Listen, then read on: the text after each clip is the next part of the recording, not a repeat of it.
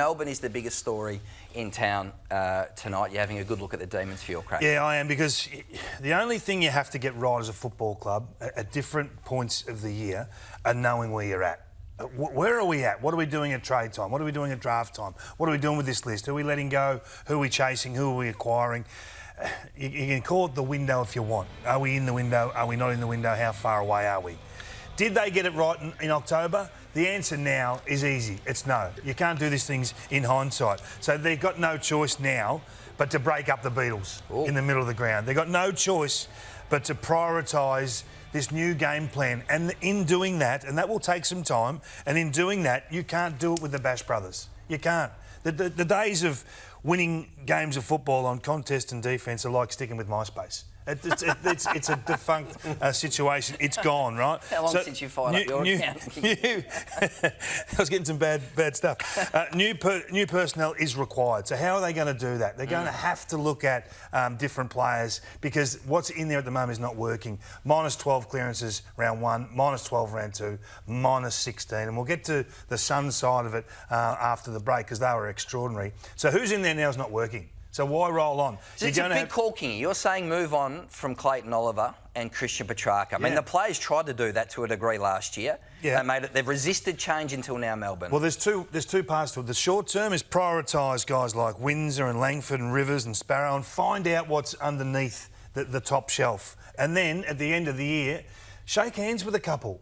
You've got to get this rebuild going. We saw Richmond go full purge and get going. We saw Hawthorn say, you know what, those guys would play for us, but we've got to play the kids. We've got to punch 60 games into these guys and get on with the next wave. How's that worked for Will Day? How's that worked for John Newcombe? Yeah. The Hawks have risen because they can see opportunity. They can see the growth. If you get stuck hanging on to the past, you can waste years. We've got a new team coming in, and to be fair, this group aren't doing it.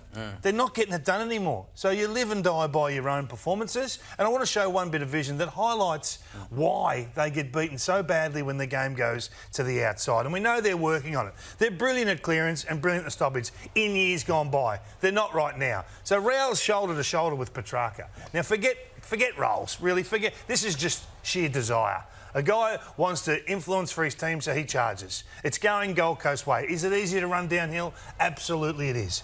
But when your team is chasing a victory, as desperately as Melbourne were on the weekend, you give everything. Now, this has been seen before the first part, right? And you can have errors in the game, and this, whilst it's only 20 metres, is not a massive issue. But once they get the ball, just have a look at the communication between the leaders of this footy club. No one is really organising. No one really wants to push across and cover. You've got the two superstar midfielders just walking. They're walking, And now there's a lot of pointing going, oh, can someone grab him for me? Can someone get him? Look, Oliver's pointing. No one really responds. If 4 metres away on the right-hand side, doesn't bother pushing across Langdon. And then, of course, we see the little chip to Rowell. So it's bad. But you look behind that, right, and you see the other players, whilst they're bluing about who's doing what, high-fiving going on.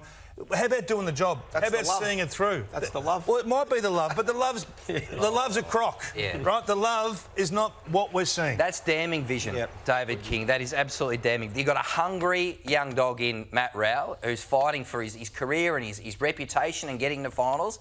And you've got a couple of blokes walking there, which is... and Simon Goodwin, he'd be across that. That'd be top of his whiteboard. On the flip side of the coin, you talk about the youth. Yeah, that's right. That's what we've seen. We've seen younger, hungrier midfields get after this group that have been terrific, but that was the past. And well done. We say well done. Hard to win flags, right? They've won one. Turn the page. Well, you mentioned handing over the baton. There was a kid playing, really it was his first game of AFL football, his first full game in Harvey Langford, because on debut he started as a sub and only came on at three-quarter time. He got dropped in round 2, but this was his first full game of AFL football. And what he did, he stood out like a beacon in that midfield with his poise with decision-making, the class that they've been craving for. Melbourne fans have been craving for a midfielder with class that can hit targets going inside 50. I just thought his game was exceptional, and Kingy is spot on. This is the guy now they need to start giving a heap more opportunity to, because a game of 26 disposals, 15 contested, a couple of goal assists, he kicked his own goal here, 10 score involvement, 6 clearances is as good as you are going to get against arguably now the best midfield in the competition. So when Windsor comes back, maybe it's him. If Xavier Lindsay, hopefully not too bad with his knee injury, I'd start spinning more of those guys through, because you're right. They've got to now transition and find the next wave of elite midfielders that are going to take them forward. I'll tell you what, I won't hear if that Windsor can't play in the middle. That is just laughable. Like, he can't be stuck on the wing because of his physique. Will Day is the same size, same shape of player. Just give him a chance. Throw him in there and have a look. You'd think he'd be the Rising Star nomination, Harvey Langford after that. In a word, who's the first you'd move on from Melbourne? Give me a name. Oliver. Clayton Oliver. Certainly going to be a big 12 months for him. I said one word, so I went Oliver. We have got a bit of a theme today, so it's tap today, so I'll leave you guys to try and figure that one out. There's a clue if you've ever heard one. Tap. Hope you get the win-win. Thank you, Jim.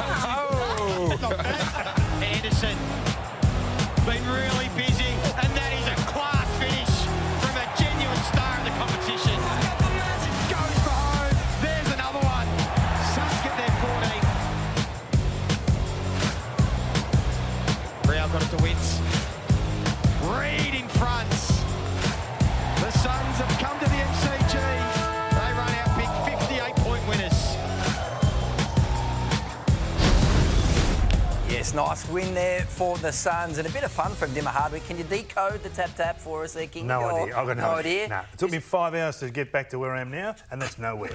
Maybe Melbourne was trying to tap out of submission like the UFC move of martial arts or something like that. We need to get back to Dimmer Hardwick on that. Right now, it's time for our BP premium performance of the weekend. You mentioned this man earlier. He's a star, David King. It's Matthew Rowell. Yeah, he was extraordinary, and he's been unbelievable in his first 2 games of the season. He's a high-calibre midfielder. We know that. We know what he does at clearance, but there's a shift. Now he's leg driving out of traffic, Joey, and getting high-quality possessions going forward. His game's changed. You have to look at him now as a different player because he's not only taking the game from inside to out, he's prepared to carry it and he's prepared to be a metres game player now as well. He's starting to get handball receives. He's starting to break the lines and join in on the Damien Hardwick style of play, get the 1-2, and he's using the ball really well. Yeah. I mean, he's kicking, and especially going inside 50 has been elite the first couple of weeks. So he at the moment, is a very well-rounded midfielder, which you might not have said about him 12, 18 months ago.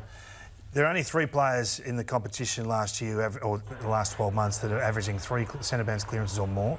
Cripps, Sarong and Rowell. And you're getting 35% of the time you're getting a score from Rowell. The other 2's about 1 in 4, 25%. So when he gets it, he's super effective, particularly from centre. I think he's probably the best centre-bounce player in the competition right now.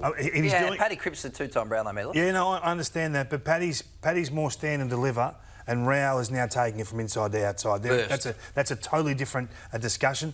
And if you want to know how his game's changed, have a look at the third line there. How you win your ball. So 2 years ago, 64% of his ball was won the contest. Last year, he found a bit more easier ball, got down to 59. It's almost 50-50. Well, I don't think you're going to get much better than that with this guy.